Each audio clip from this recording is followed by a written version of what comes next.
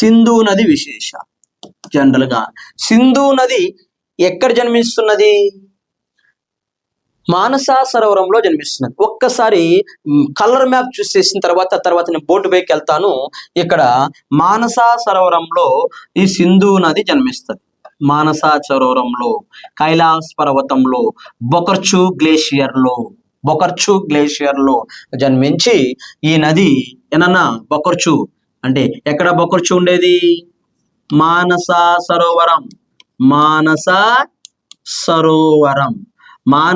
సరోవరంలో ఏ పర్వతంలో? కైలాస్ పర్వతంలో. ఏ పర్వతంలో? కైలాస్ పర్వతంలో. మరి కైలాస్ పర్వతంలో ఏ ప్రదేశము? బొకార్చు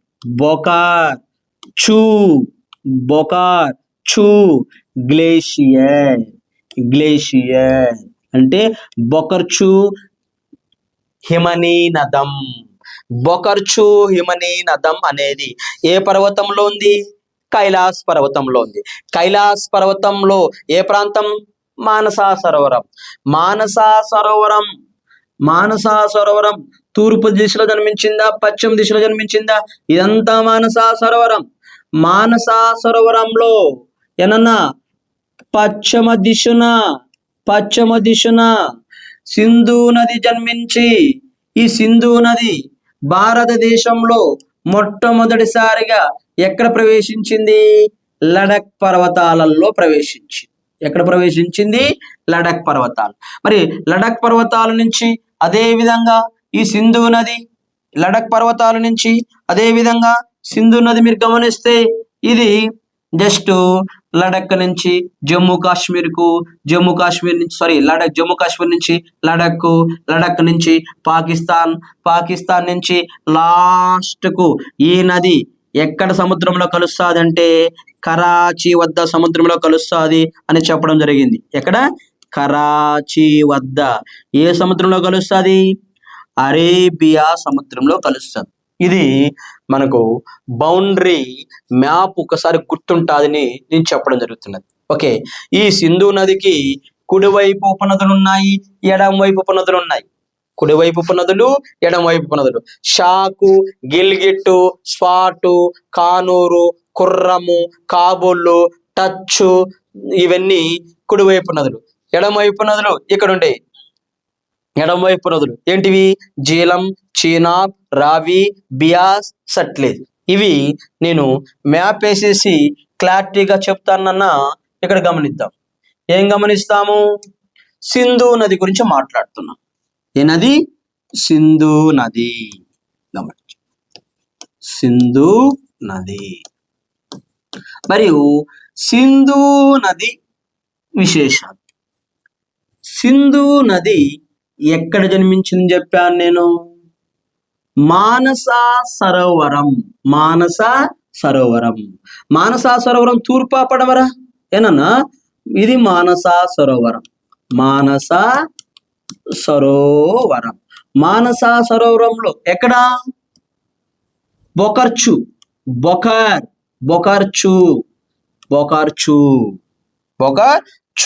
గ్లేషియర్ లో జన్మిస్తారు. ఓకే, ఈ బొకర్చు గ్లేషియర్ ఏ పర్వతంలో? కైలాస్ పర్వతము. ఓకే, ఇక్కడ సింధు నది గురించి మాట్లాడుతున్నాను. సింధు నది జన్మస్థానం అంటున్నాం. సింధు నది జన్మస్థానం. మరియు సింధు నది జన్మస్థానం కైలాస్ పర్వతం. జనరల్ బిట్ ఇది, కైలాస్ పర్వతంలో ఎక్కడ? మానసా సరోవరం. ఎక్కడన్నా? మానసా సరోవరంలో ఎక్కడ?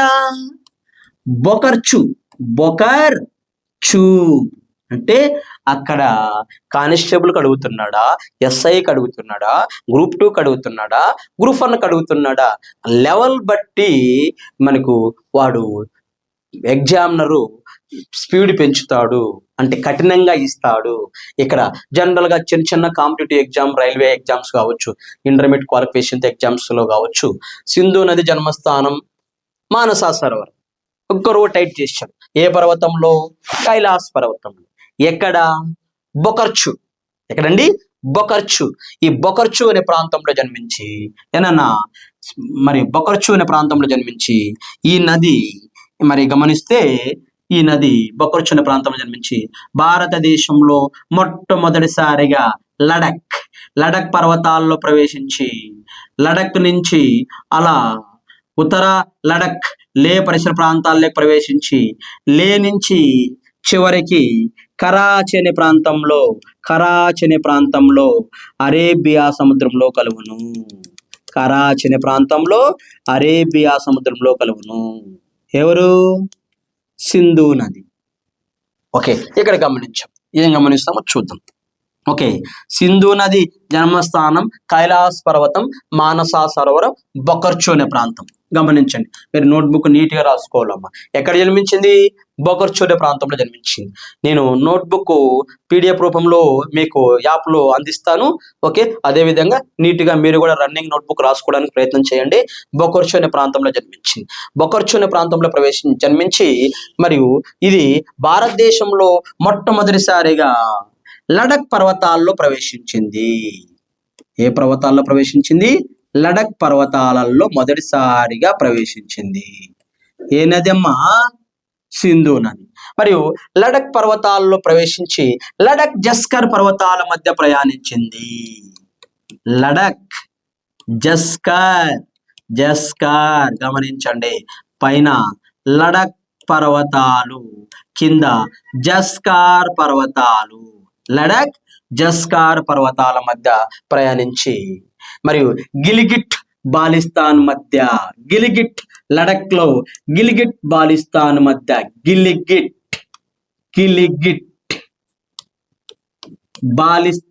మధ్య బాలిస్తాన్ మధ్య ప్రయాణించి అటాక్ పర్వతాలు వదిలి మైదానంలోకి ప్రవేశించింది. అటాక్ పర్వతాలు వదిలి మైదానంలోకి ప్రవేశించింది. మైదానంలో ఎక్కడ ప్రవేశించింది? తల్బలా అనే ప్రాంతంలో ప్రవేశించింది. పాకిస్తాన్లో ఎక్కడ ప్రవేశించింది? చిల్లార్ అనే ప్రదేశంలో ప్రవేశించింది. మరి గమనించాలా, క్వశ్చన్ ఎలా ఉందో గమనించాలా. మన దేశంలో ఏ పర్వతంలోకి ప్రవేశించింది? లడక్ పర్వతాలలో మొదటిసారిగా ప్రవేశించింది. లడక్ పర్వతాల్లో మొదటిసారిగా ప్రవేశించి మరియు లడక్ జస్కార్ పర్వతాల మధ్య ప్రయాణించి ఆ లడక్ చివరి ప్రాంతంలో గిలిగిట్ బాలిస్తాన్ మధ్య ప్రయాణించి అటాక్ పర్వతాలు వదిలి తల్బలా అనే మైదానంలోకి ప్రవేశించి చిల్లార్ వద్ద పాకిస్తాన్లో ప్రవేశించి అలా చివరికి పాకిస్తాన్లో కరాచీ వద్ద అరేబియా సముద్రంలో కలవడం జరిగింది. ఎవరు? సింధు నది. మరియు ఈ సింధు నది పొడవు వచ్చేసి ఏనన్నా సింధు నది పొడవు 2880 కిలోమీటర్లు లేదా కొన్ని పుస్తకాలలో 2900 కిలోమీటర్లు. టెక్స్ట్ బుక్లో వచ్చేసి 2880 కిలోమీటర్లు. ప్రైవేట్ బుక్స్ కావచ్చు లేదా గూగుల్ డేటాలో కావచ్చు 2900 కిలోమీటర్లు. మరియు ఈ నది భారతదేశంలో పొడవు 1114 కిలోమీటర్లు. కొన్ని పుస్తకాలలో 709 కిలోమీటర్లు ఉన్నది. ఇక్కడ మీరు గమనించాలి, 1114 కిలోమీటర్లు గూగుల్ డేటా, కరెంట్ డేటా.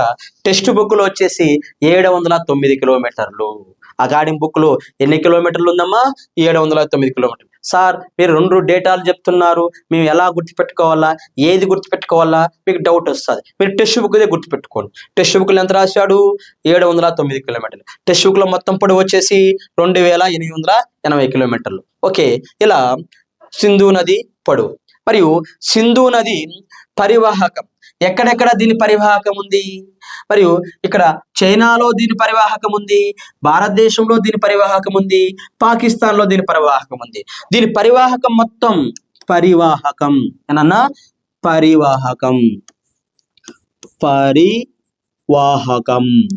పరివాహకం వచ్చేసి 3,21,000 చదరపు కిలోమీటర్లు. సింధు నది పరివాహకం వచ్చేసి 3,21,000 చదరపు కిలోమీటర్లు. పరివాహకం రాష్ట్రాలు, పరివాహకం రాష్ట్రాలు. ఏ నది పరివాహకం రాష్ట్రాలు? సింధు నది పరివాహకం రాష్ట్రాలు. మీరు పరివాహకం రాష్ట్రాలు మీరు గమనించండి. ఓకే, ఇక్కడే రాస్తున్నానా, పరివాహకం, పరివాహకం రాష్ట్రాలు మరియు కేంద్రపాలిత ప్రాంతాలు. మరియు ఇది జమ్మూ కాశ్మీర్లో ప్రయాణిస్తున్నది, లడఖ్లో ప్రయాణిస్తున్నది. ఏనన్నా లడఖ్లో దీని పరివాహకం ఉంది, హిమాచల్ ప్రదేశ్లో పరివాహకం ఉంది, హర్యానాలో పరివాహకం ఉంది, చండీగఢ్లో పరివాహకం ఉంది, ఢిల్లీలో పరివాహకం, ఢిల్లీ ప్లస్ పంజాబ్ మరియు రాజస్థాన్. జమ్మూ కాశ్మీర్, లడఖ్, హిమాచల్ ప్రదేశ్, హర్యానా, చండీగఢ్, ఢిల్లీ, పంజాబ్, రాజస్థాన్ పరిసర ప్రాంతాల్లో దీని పరివాహకం ఉంది. దీని పరివాహకం 3 వంతులు ఇదైతే 2 వంతులు పాకిస్తాన్ లో నడుస్తున్నది, 1 వంతు భారతదేశంలో నడుస్తున్నది. ఇది టెక్స్ట్ బుక్లు రాశాడు. జనరల్ గా దీని పరివాహకం వచ్చేసి 3,21,000 చదరపు కిలోమీటర్లు అని చెప్పేసి రాస్తే టెక్స్ట్ బుక్ లో నార్మల్ గా అలా రాశాడు. 3 వంతుల్లో సింధు నది ఏనన్నా, 3 వంతుల్లో సింధు నది, 2 వంతులు పాకిస్తాన్ లో కలదు, 1 వంతు భారతదేశంలో కలదు అని పాఠ్య పుస్తకంలో రాయడం జరిగింది. అందువల్ల current data plus central books plus CBS books అన్ని అటాచ్ చేసి మీ ముందుకు జాగ్రఫీ వస్తున్నదంటే అంత ఆషామాషా కాదు, ఖచ్చితంగా. అందువల్లనే నా నోట్బుక్ నుంచి బిట్స్ రావడానికి మేజర్ రీజన్ ఇది. టెక్స్ట్ బుక్ను జోడిస్తున్నాను, కరెంట్ బుక్ను జోడిస్తున్నాను. కరెంట్ డేటా వచ్చేసి 3,21,000 చదరపు కిలోమీటర్లు. టెక్స్ట్ బుక్ అయితే 3 వంతుల్లో 2 వంతులు పాకిస్తాన్కు ఉంది, 1 వంతు భారతదేశానికి ఉంది. ఇలా ఈ సింధు నది విశేషాలు. మరియు ఈ సింధు నది వివాస్పదంగా మారిపోయింది. ఎవరి మధ్య వివాస్పదంగా మారిపోయింది? ఇక్కడున్న పాకిస్తాన్కి, ఇక్కడున్న భారతదేశానికి వివాస్పదంగా మారింది.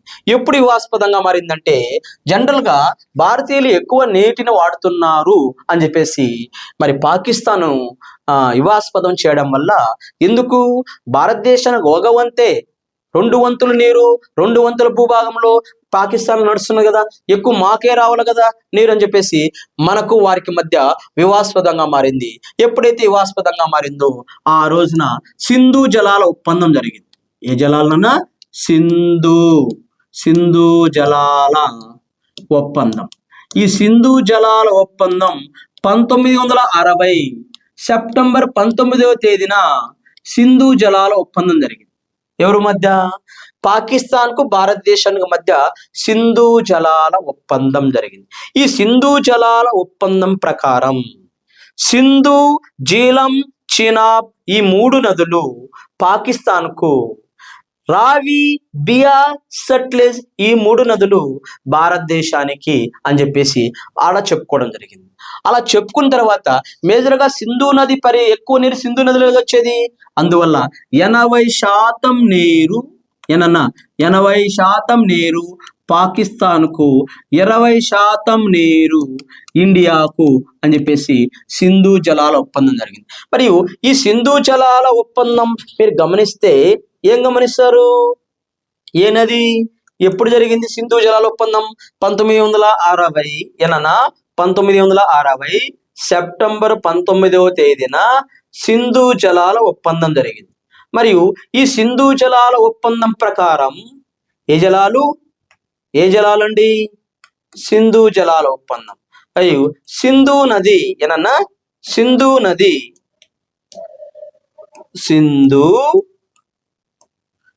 జీలం, చీనాబ్ ఈ 3 నదులు ఈ 3 నదులు ఎవరికి? ఓకే,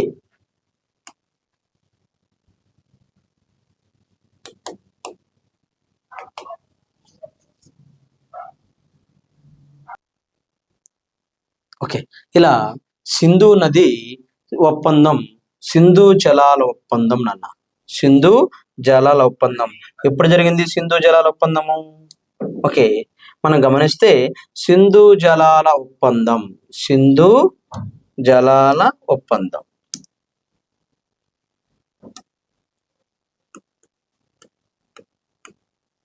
సింధు జలాల ఒప్పందం. ఈ సింధు జలాల ఒప్పందం ఎప్పుడు జరిగిందని చెప్తున్నా నేను?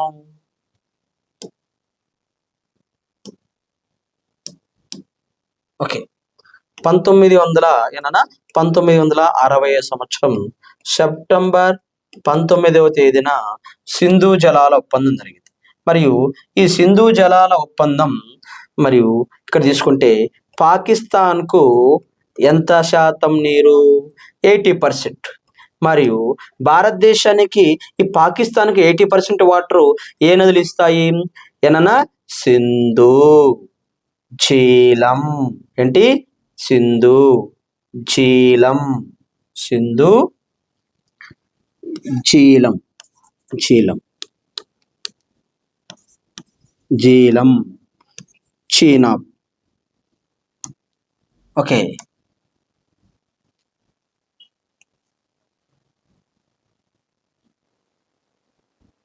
ఓకే మా ఇప్పుడు మనము సింధు నది గురించి డిస్కషన్ చేశాం. మరియు సింధు నది జలాలు ఒప్పందం ఎప్పుడు జరిగింది చెప్పాను నేను?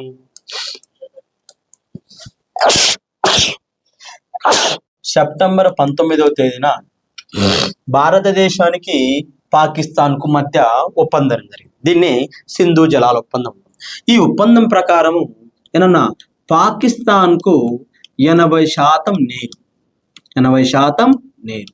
మరియు ఈ 80% నీరు తీసుకుంటే సింధు నది మరియు సింధు తర్వాత జీలం నది, చీనాబ్ నది, ఈ 3 నదులు 80% జనరల్గా నీరు పాకిస్తాన్కి వెళ్తుంది. ఎక్కువ ఈ నదుల నుంచి నీరు వెళ్తుంది.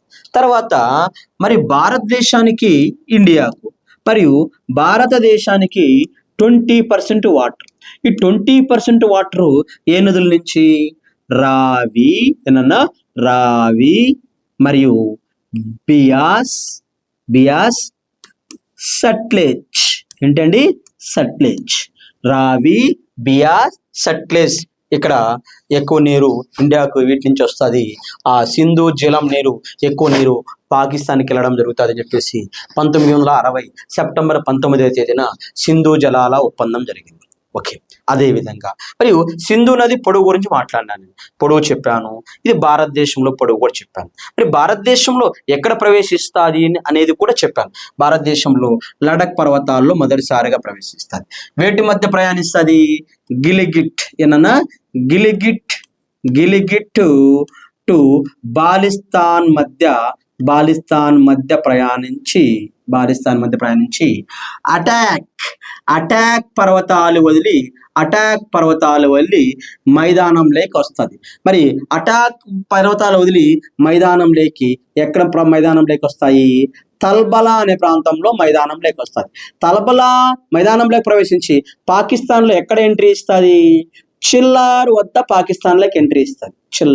చిల్లార్ వద్ద పాకిస్తాన్లోకి ఎంట్రీ ఇచ్చేసి చివరికి కరాచీ వద్ద అరేబియా సముద్రంలో కలయిక జరుగుతుంది. ఏది? సింధు నది.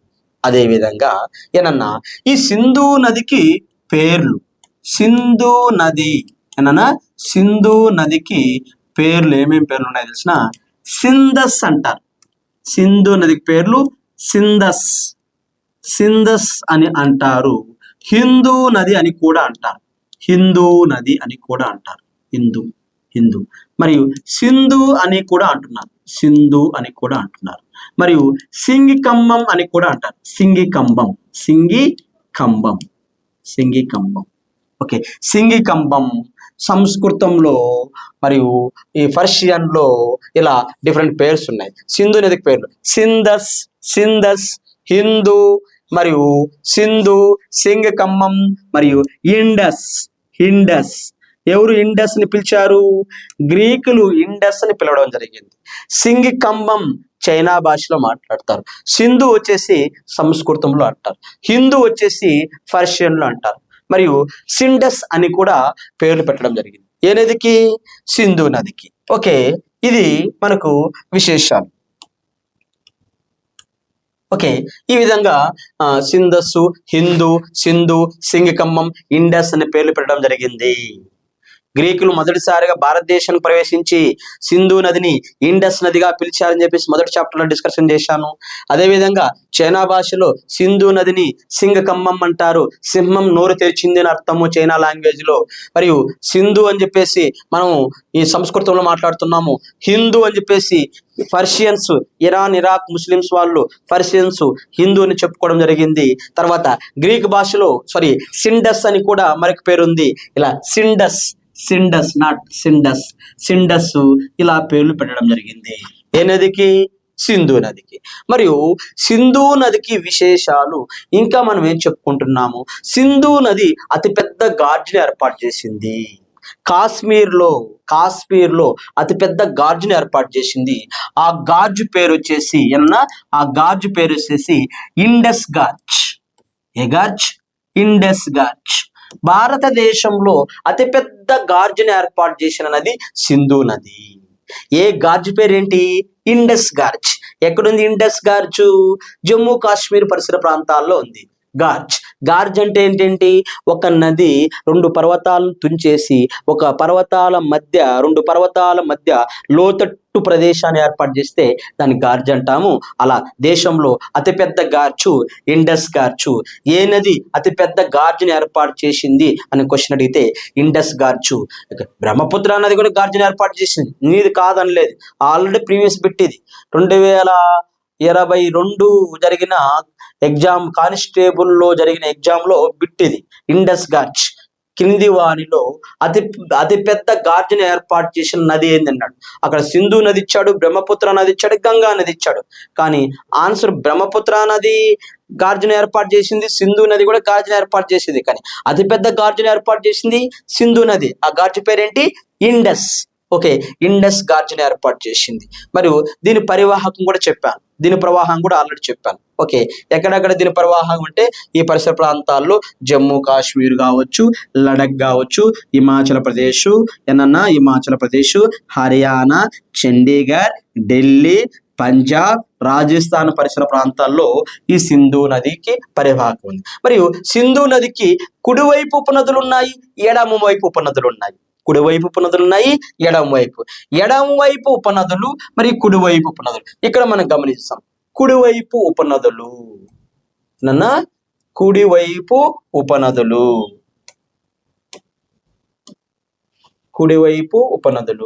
మరియు కుడివైపు ఉపనదులు మనము తీసుకుంటే ఏంటి? కుడివైపు ఉపనదులు జనరల్గా కుడివైపు ఉపనదులు మనం గమనిస్తే షాక్,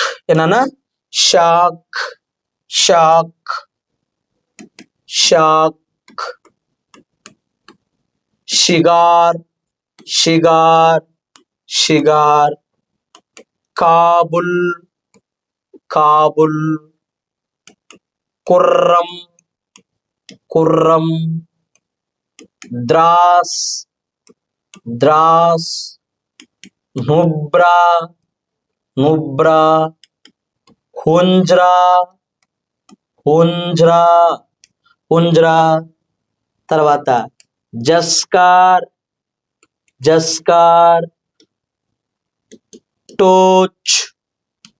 టోచ్ అనే నదులు కుడివైపు ఉపనదులు. ఎవరికి? సింధు నదికి. షాకు, షిగారు, కాబుల్లు, కుర్రము, ద్రాసు, నుబ్రా, హుంజ్రా, జస్కార్, టోచ్ ఇవి సింధు నదికి కుడివైపు ఉపనదులు. మరియు సింధు నదికి ఎడమవైపు ఉపనదులు. సింధు నదికి ఎడమవైపు ఉపనదులు మీరు గమనిస్తే మీరు ఏం చూస్తున్నాము? ఇవి మనకు ఇంపార్టెంట్. జీలం, చీనాబ్, రావి, బియాస్, సట్లెజ్. అలా జీలం, చీనాబ్, రావి, బియాస్, సట్లెజ్ ఎలాంటి నదులు ఇవి? ఎడమవైపు ఉపనదులు. ఉపనదులు. ఓకే, ఇవి ఎడమవైపు నదులు, ఇవి కుడివైపు నదులు. ఓకే, ఇక్కడ హెవీగా మనము కొద్దిగా కాంపిటేటివ్ను కొద్దిగా స్టైల్లో కొద్దిగా పెంచి చదువుకోవాలంటే ఇవి చదువుకోవచ్చు. షాక్, షిగార్, కాబుల్, కుర్రం, ద్రాస్, నుబ్రా, ఉంగరా, జస్కర్, టోచ్. ఇవి రావచ్చు, రాకపోవచ్చు. బహుశా అడిగిన సందర్భాలు లేవు, ఇవి అడిగిన సందర్భాలు లేవు. ఇవి అడిగిన సందర్భాలు చాలా ఉన్నాయి. ఏ వైపు ఉపనదులు అడుగుతాడు ఎక్కువగా? సింధు నదికి పోయినాయి. ఎడమ వైపు ఉపనదుల గురించి మాట్లాడతాడు. జీలం, చీనాబ్, రావి, బియా, సట్లెజ్. మరియు జీలం అనేది ఏనన్నా, జీలం అనేది ఎక్కడ జన్మిస్తాది అని తీసుకుంటే జమ్మూ కాశ్మీర్లో వెరినాగ్ అనే ప్రాంతంలో జన్మిస్తుంది. ఏనన్నా, వెరినాగ్ అనే ప్రాంతంలో జన్మిస్తుంది. జమ్మూ కాశ్మీర్లో వెరినాగ్ అనే ప్రాంతంలో జన్మించి జమ్మూ కాశ్మీర్ నుంచి అలా పంజాబ్ పరిసర ప్రాంతాలకు ప్రవేశించి పంజాబ్ లేక్ వచ్చి పంజాబ్ నుంచి పాకిస్తాన్కి వచ్చి పాకిస్తాన్లో ఎవరితో కలుస్తుందంటే చీనాబ్ నదితో కలుస్తుంది. చీనాబ్ నదితో కలుస్తుంది. ఎవరు? జీలం. గమనించండి, చీలం ఎవరితో కలుస్తుంది? చీనాబ్తో కలుస్తుంది. ఈ జీలం ఎక్కడ జన్మించింది? జమ్మూ కాశ్మీర్ వెరినాగ్ అనే ప్రాంతంలో జన్మించింది. వెరినాగ్ అనే ప్రాంతంలో జన్మించి చీనాబ్తో కలయిక జరుగుతున్నది. చీనాబ్తో కలయిక ఎక్కడ జరుగుతుంది అంటే పాకిస్తాన్లో ట్రిమ్మా అనే ప్రాంతంలో కలయిక జరుగుతుంది. ట్రిమ్మా ఏంటమ్మా? ట్రిమ్మా అనే ప్రాంతంలో చీనాబ్తో కలుస్తుంది. మరి జీలం నది పొడవు 724 కిలోమీటర్లు. 724 కిలోమీటర్లు. మరియు ఈ 724 కిలోమీటర్స్ అదేవిధంగా మరియు ఇది పొడవు వచ్చేసి 724 కిలోమీటర్లు. జీలం నది భయపడింది. ఎక్కడికి వెళ్ళి? పాకిస్తాన్కి వెళ్ళి భయపడింది. ఎందుకంటే పాకిస్తాన్ వాళ్ళు చాలా తీవ్రవాదులు అని చెప్పేసి ఊహించుకోండి. కామెడీగా చెప్తున్నాను, నేను పోలేకపోతున్నాను, నువ్వు నాకు సపోర్ట్ చేయంటే వెంటనే జీనాబ్ చెప్పింది ఏమని? నేను వస్తాను, నువ్వు ఒక చోటు ఉండు పాకిస్తాన్లో, నేను తీసుకెళ్తాను అని చెప్పేసి ట్రిమ్మా అనే ప్రాంతంలో వెయిట్ చేస్తూ ఉండు. ఎక్కడుంది ట్రిమ్మా అనే ప్రాంతం? పాకిస్తాన్లో ఉంది. ట్రిమ్మా అనే ప్రాంతంలో వెయిట్ చేస్తూ ఉండు అని చెప్పింది. ఎవరు? చీనాబ్ నది. ఎవరికి? జీలం నది. ఓకే, కామెడీగా అలా చెప్తున్నాను. జమ్మూ కాశ్మీర్లో వెరినాగ్ అనే ప్రాంతంలో జన్మించింది. ఇది జమ్మూ కాశ్మీర్లో వెళ్ళేటప్పుడు రెండు పర్వతాల మధ్య లోతట్టు ప్రదేశంలో నీటిని మొత్తాన్ని, మంచినీటిని అంతా నింపేసి ఆ లోతట్టు ప్రదేశం అంతా నుండిపోయేసి మళ్ళా యథాతథాగా నీరు వెళ్ళడం జరిగింది. అలా జీలం నది వల్ల ఒక సరస్సు ఏర్పడింది. ఆ సరస్సు పేరు ఊలార్ సరస్సు. జీలం నది వల్ల ఒక సరస్సు ఏర్పడింది. ఆ సరస్సు పేరేంటి? ఊలార్ సరస్సు దేశంలో అతిపెద్ద మంచినీటి సరస్సు. ఊలార్ సరస్సు ఎలాంటి సరస్సు అంటే టెక్టానిక్ లేక్ విరుద్ధ బలాల వలన ఏర్పడిన సరస్సే టెక్టానిక్ లేక్ సరస్సు అంటారు. విరుద్ధ బలాలు అంటే ఏంటి? రెండు పర్వతాల మధ్య లోతట్టు ప్రదేశంలో నిలబడిన నీరే విరుద్ధ బలాలు. వాస్తవంగా నీరు వెళ్ళిపోవాల, కానీ అక్కడ స్టోరేజ్ అయిపోయింది. ఎందుకు స్టోరేజ్ అయింది? రెండు పర్వతాల మధ్య ఒక లోతట్టు ప్రదేశం ఉంది. ఆ లోతట్టు ప్రదేశంలో నీరు నిలిచిపోవడం వల్ల ఆ నీరును మంచినీటి సరస్సు అంటున్నాము. అది దేశంలో అతిపెద్ద మంచినీటి సరస్సు ఊలార్. ఇది జమ్మూ కాశ్మీర్లో ఉంది. ఎస్, అదే విధంగా ఇదే జీలం నది పైన శ్రీనగర్ నగరం ఉంది. వెరినాగ్ అనే నగరం ఉంది. అనంతనాగ్ అనే నగరం ఉంది. శ్రీనగర్, వెరినాగ్, అనంతనాగ్ అనే 3 సిటీస్ ఏ నది పైన ఉన్నాయి? జమ్మూ కాశ్మీర్లో జీలం నది పైన ఉన్నాయి. శ్రీనగర్ ఏ నది పైన ఉంది? జీలం నది పైన. వెరినాగ్ ఏ నది పైన ఉంది? జీలం నది పైన. అనంతనాగ్ ఏ నది పైన ఉంది? జీలం నది పైన. జీలం నది వల్ల ఏర్పడిన సరస్సు ఏంటి? ఊలార్ సరస్సు. ఊలార్ సరస్సు ఎలాంటిది? టెక్టానిక్ లేక్ సరస్సు. దేశంలో అతిపెద్ద మంచినీటి సరస్సు ఊలార్ సరస్సు. ఏ రాష్ట్రంలో ఉంది? జమ్మూ కాశ్మీర్లో. మరి జీలం నది పొడవు 724 కిలోమీటర్స్. అదేవిధంగా తర్వాత చీనాబ్ నది హిమాచల్ ప్రదేశ్ లో బారాలప్చా అనే ప్రాంతంలో జన్మించింది. బారాలప్చా అనే ప్రాంతంలో జన్మించి హిమాచల్ ప్రదేశ్ నుంచి పంజాబ్ లేక్ ప్రవేశించి పంజాబ్ నుంచి పాకిస్తాన్ ప్రవేశించి పాకిస్తాన్లో ట్రిమ్మా అనే ప్రాంతంలో జీలంను కలుపుకొని ఇలా పాకిస్తాన్కి వెళ్ళింది. ఎవరు? చీనాబ్ నది. పాకిస్తాన్కి వెళ్తే వెంటనే రావి చెప్పింది, అరే నేను కూడా వస్తాను, నన్ను కూడా నువ్వు తీసుకెళ్ళు అని చెప్పింది. ఎవరికి? చీనాబ్. ఎవరు? రావి. ఓకే, నువ్వు కూడా రా, నిన్ను కూడా తీసుకెళ్తాను, ఎందుకంటే ఆల్రెడీ జీలంలో కలుపుకున్నాను, ప్లస్ నువ్వు వస్తే నిన్ను కూడా కలుపుకుంటాను, నువ్వు రంగాపూర్ దగ్గరకు వచ్చేసి కలుస్తాం మన ఇద్దరం అని చెప్పేసి అలా ముందుకెళ్ళిపోయింది. ఎవరు? చీనాబ్. ఓకే, ఈ చీనాబ్ మరియు ఈ విషయము ఈ రావి నది రెండు కలవడానికి అవకాశం ఉంది. ఓకే, చీనాబ్ గురించి మాట్లాడతాను. హిమాచల్ ప్రదేశ్లో బారాలక్ష అనే ప్రాంతంలో జన్మించింది. దీని పొడవు 1180 కిలోమీటర్లు. 1180 కిలోమీటర్లు. ఎవరు పొడవు నాన్న? చీనాబ్ పొడవు. ఎక్కడ జన్మించింది? హిమాచల్ ప్రదేశ్లో బారాలక్ష అనే ప్రాంతంలో జన్మించి హిమాచల్ ప్రదేశ్ నుంచి ప్లస్ మరియు అదేవిధంగా పంజాబు పాకిస్తాన్కి వచ్చింది. పాకిస్తాన్లో జీలం నదిని చీనాబ్ నది రెండు కలయిక జరిగింది. జీలము చీనాబ్తో ఎక్కడ కలిసింది? ట్రిమ్మా అనే ప్రాంతంలో కలిసింది. తర్వాత నెక్స్ట్ ఎవరు? రావి నది. రావి నది ఇది ఎక్కడ జన్మించిందంటే హిమాచల్ ప్రదేశ్లో రోహతాంగ్ అనే ప్రాంతంలో జన్మించింది. రోహతాంగ్ అనే ప్రాంతంలో జన్మించి హిమాచల్ ప్రదేశ్ నుంచి అలా పంజాబ్కి వెళ్ళి పంజాబ్లో ఎవరితో కలిసింది? ఇది చెప్పాను కదా, రావితో కలిసింది. ఎక్కడ కలిసింది? రంగాపూర్ వద్ద కలిసింది. ఎక్కడ కలిసింది? రంగాపూర్. ఎవరు? రావి నది రంగాపూర్ వద్ద కలిసింది. ఇప్పుడు మీరు గమనించండి, ఏం గమనిస్తున్నారు? మరియు ఇక్కడ మనం గమనిస్తే రావి నది కూడా చీనాబ్తో కలయిక జరిగింది. ఎక్కడ కలయిక జరిగింది? రంగాపూర్లో కలిసింది. మరియు జీలం ఎవరితో కలిసింది? చీనాబ్తో కలిసింది. ఎక్కడ కలిసింది? ట్రిమ్మా వద్ద కలిసింది. రావి నదిని పాకిస్తాన్లో లాహోర్ నది లేదా ఐరావతి నది అంటారు. రావి నదిని పాకిస్తాన్లో లాహోర్ నది లేదా ఐరావతి నది అంటారు. మరియు రావి నది పొడవు వచ్చేసి 722 కిలోమీటర్లు. 722 కిలోమీటర్లు. ఓకే, తర్వాత రావి తర్వాత నెక్స్ట్ ఏంటి? బియాస్. ఏంటన్నా? బియాస్. ఓకే, బియాస్ నది ఇది కూడా హిమాచల్ ప్రదేశ్లోనే బియాస్ కుండ్ అనే ప్రాంతంలో జన్మించింది. బియాస్ కుండ్ అనే ప్రాంతంలో జన్మించి ఇది హిమాచల్ ప్రదేశ్లో బియాస్ కుండ్ అనే ప్రాంతంలో జన్మించి పంజాబ్ లేకి వెళ్ళింది. పంజాబ్ లాస్ట్ బార్డర్ లేకి వెళ్ళి భయపడుతున్నది. ఎక్కడ పోవడానికి? పాకిస్తాన్ లేకి పోవడానికి. ఎవరు? బియాస్ నది. వెంటనే భయపడుతూ ఉంటే సట్లే చెప్పింది, నేను వస్తాను, నేను చాలా దూరం నుంచి వస్తాను, నువ్వు పంజాబ్ సరిహద్దుల్లోనే ఉండు, పాకిస్తాన్కి వెళ్ళొద్దు, గుర్తుపెట్టుకోవడానికి చెప్తున్నాను. అలా ఇది ఎక్కడ వెయిట్ చేస్తున్నది? పంజాబ్లో హరిక్సన్ అనే ప్రాంతంలో వెయిట్ చేస్తున్నది. హరిక్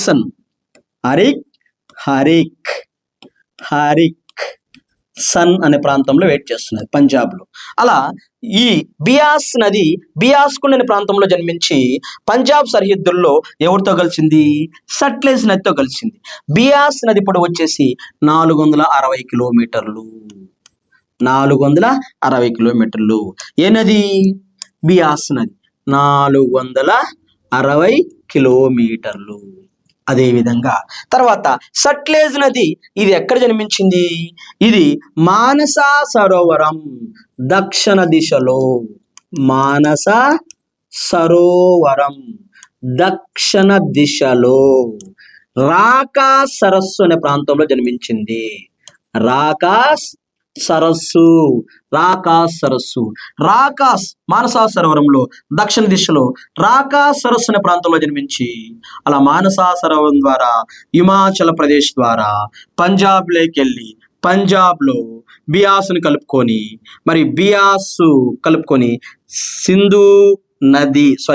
సట్లెజ్ నది ఎవరిని మళ్ళా కలుపుకునింది? చీనాబ్ను కలుపుకునింది. ఎవరు కలుపుకునింది? చీనాబ్ను ఎక్కడ కలుపుకునింది? పంచనాడ్ వద్ద కలుపుకునేది. పాకిస్తాన్లో పంచనాడ్ వద్ద కలుపుకొని చివరికి ఆ చీనాబు, ఆ సట్లేజు అందరూ కలిసి పాకిస్తాన్లో మితాన్ కోట వద్ద సింధు నదితో కలిశాయి. ఎక్కడ కలిశాయి? మితాన్ మితాన్ కోట వద్ద చివరికి అక్కడున్న అన్ని నదులు కలిసి పాకిస్తాన్లో సింధు నదితో కలిసిపోయినాయి. ఇక్కడ జాగ్రత్తగా జీలం వచ్చి చినాబ్తో కలిసింది, రావి వచ్చి చినాబ్తో కలిసింది. ఈ చినాబ్ వీళ్ళ ముగ్గురు కలిసేసి ఎవరితో కలిసినారు?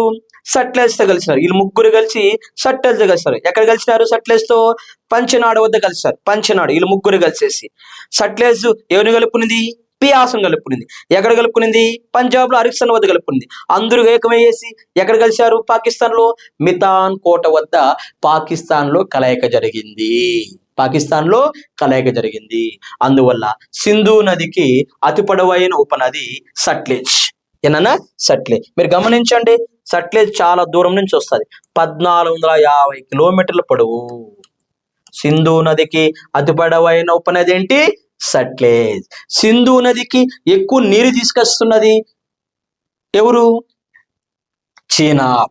3 నదులు కలిస్తే ఎక్కువ నీరు వస్తుందా లేదా? వెడల్పు పెరుగుతుందా లేదా? అందువల్ల సింధు నదికి అతిపెద్ద ఉపనది చీనాబ్. సింధు నదికి అతి పొడవైన ఉపనది సట్లెజ్. ఏంటన్నా? సట్లెజ్. ఈ సట్లెజ్ నది పైన మీరు తర్వాత క్లాస్ లో చూస్తారు, దేశంలో అతిపెద్ద ప్రాజెక్ట్ ని ఏర్పాటు చేశారు హిమాచల్ ప్రదేశ్ పంజాబ్ సరిహద్దుల్లో. దాని పేరే బాక్రా నంగల్ ప్రాజెక్ట్. ఏ project? Bhakra Nangal project. Okay. Bhakra Nangal అనే ప్రాజెక్టు సట్లెజ్ నది పైన ఏర్పాటు చేశారు. మ్యాప్ లో గమనించండి, సట్లెజ్ నది చాలా దూరం చేస్తున్నది. పైన జీలం, కింద చీనాబ్, ఆ కింది భాగంలో రావి, ఆ కింది భాగంలో బియాస్, ఆ చివరి లాస్ట్ లో ఉండేది సట్లెజ్. ఏంటన్నా? సట్లెజ్. మరియు సింధు నదికి అతి పొడవైన ఉపనది సట్లెజ్. ఇక్కడ గమనించండి, ఒకవేళ క్వశ్చన్ మిమ్మల్ని ఇబ్బంది పెట్టాలి, ఏమంటాడు? జీలం నది ఎక్కడ చీనాబ్తో కలయిక జరిగింది? ట్రిమ్మా వద్ద జరిగింది. రాసామా లేదా? ట్రిమ్మా. తర్వాత రెండోది, చీనాబ్ నది ఎక్కడ సట్లెజ్తో కలిసింది? పంచనాడ వద్ద కలిసింది. ఎక్కడ కలిసింది? పంచనాడ వద్ద కలిసింది. తర్వాత రావి నది ఎక్కడ చీనాబ్తో కలిసింది? రంగాపూర్ వద్ద కలిసింది. ఈ రావి నది చినాబ్తో కలిసింది, ఈ జీలం నది కూడా చినాబ్తో కలిసింది. వీళ్ళు ముగ్గురు వచ్చేసి సట్లెజ్తో కలిశారు. ఎక్కడ కలిశారు? పంచనాడు. మరియు వీళ్ళు ముగ్గురు కలిసి పంచనాడులో సట్లెజ్తో కలిశారు. సట్లెజ్ అందరిని తీసుకెళ్లి ఎక్కడ కలిపింది? మితాన్ కోట. అందరిని తీసుకెళ్ళి మితాన్ కోట వద్ద కలపడం జరిగింది. ప్లస్ ఇక్కడ క్వశ్చన్ చూడండి, దేశంలో అతి పొడవైన ఉపనది అంటాడు సట్లెజ్ నది.